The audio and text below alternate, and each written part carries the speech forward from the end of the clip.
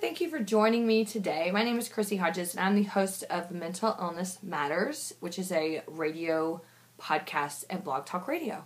And each week I bring people on for a one-on-one interview, people that live successfully with mental illness, or organizations that are helped to reduce stigma and who are helping in the mental illness field in general. And then we have time where I have a co-host and we tackle different topics that have to do with mental illness and individuals that live with mental health issues and some of the things that come up that aren't always mainstream. And this week I had Tim Blue on, and we talked about relationships and mental illness. And I think that this is such an important topic that isn't broached as much as it should be. And we're working in the mental health field directly one-on-one with people who have mental illness. As you know, I have a mental illness as well, and so I'm also speaking for myself. This is one of those topics that we always feel so insignificant, and relationships are hard anyway. Being in a romantic relationship can be so difficult, it can be stressful and anxiety-provoking. And then we go into it with this huge mental illness, and we have all these decisions to make of, when do we tell this person? How are they going to handle this? Is this person going to think of me as less of an individual and a human being? And that's a real fear. And it's one thing that we touched on a little bit on the show this past weekend. I've talked with a colleague of mine and many friends, and I've even felt like this as well, that when you're in the dating scene or you're looking to start dating people, it's easy to get stuck in the cycle of, well, I'm just damaged goods. How in the world am I going to find someone that isn't going to think to themselves, well, I could just find someone that would be so much easier because they don't have a mental illness. And this is something that I think is really hard for a lot of us to deal with, and we can get sucked into that cycle of, well, I hope that my partner or this person I'm dating doesn't believe that it would be so much easier with someone else. I think one of the things that I just want to offer up here, not that I've fully grasped this, but that I tend to just gravitate to and try to remember, is that relationships are hard no matter what. And I tend to think, hey, at least I'm throwing it all out on the table in the first few dates. So at least they know up front there's going to be some crazy stuff going on. But to be honest with someone, and if you feel like that you're ready to date and you have enough control over your mental illness and you live successfully enough with it to bring someone else in, sure, everything depends on your confidence level. People mirror you.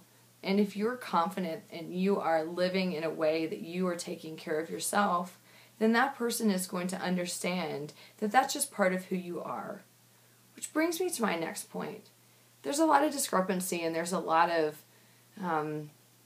debate on whether or not people want to embrace their mental illness or, accept and embrace it, and the difference between those two terms.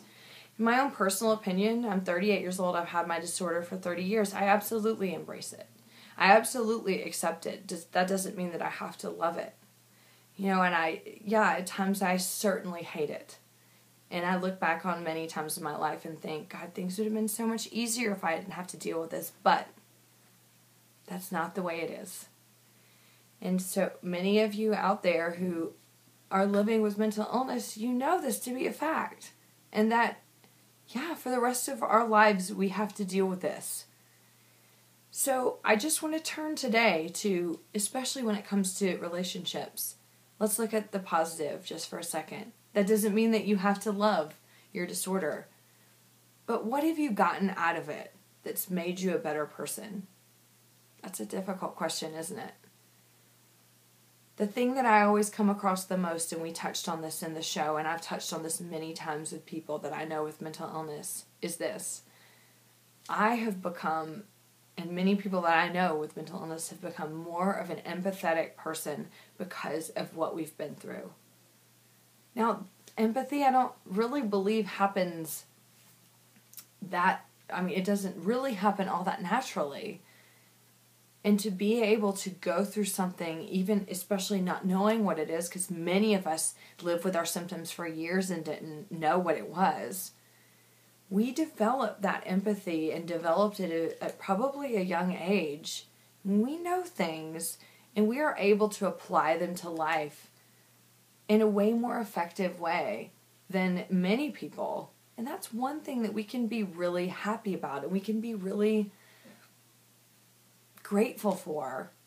That doesn't mean that we have to be grateful for the illness, but it definitely means that we have become a better human being and we've become able to understand other people. And probably one of the greatest lessons of my life because of this disorder is that I am able to understand that you never know what is going on with the person next to you. And the reason why is because I've lived with my disorder for 12 years and no one knew what was going on. No one. And then all of a sudden I came out with this, with a suicide attempt and this huge disorder, and it was, whoa, we didn't even know this was going on. And it made me understand that you never know what people are going through, and that is called empathy. So I guess I just want to leave you with, especially as far as relationships, you do have so much to bring to the table. Your mental illness isn't something that can be like on the scale of, oh, maybe that person wants to date you because of this, maybe they don't want to. It's just something that you have and that you live with and that you're learning to manage and that you're doing everything that you can to have the most successful life with it. I know it's so hard not to be fixated on the fact that you have this illness and that's all that person is going to focus on. But I guarantee you, if you start focusing on the positive things that have come out of who you are and the things that you've developed because you were so strong in dealing with this illness, the person that you're partners with or a partner with, they're going to see that part of you too. And they're going to see that person. They're not going to see the illness. So I just wanted to leave that with you. I know that whole subject is super complicated, and I know Tim and I are probably going to talk about it some more, and maybe I should do more shows about it, because I know a lot of us out there, we get pretty insecure when it comes to mental illness and relationships, but, just focus on the good things about who you are. It doesn't mean you have to love your disorder, but it also doesn't mean that you have to sabotage and every relationship is going to be ruined because of it. Anyway, I just want to leave you with that this week. I hope you have a great week. And this Saturday, if you want to tune in at 4 o'clock at Blog Talk Radio, it's Mental Illness Matters. And I believe I'm going to have Ro Vital on. And I think we're just going to spend the hour just talking about some mental health issues and some of the things that are important to us, individuals that suffer with mental illness. So thanks for tuning in so much. And if you want to connect with me on Facebook, it's Chrissy Hodges. Or you can go to the Stigma of Mental Illness Radio and connect that way. Hope you have a great week, and I look forward to seeing you soon.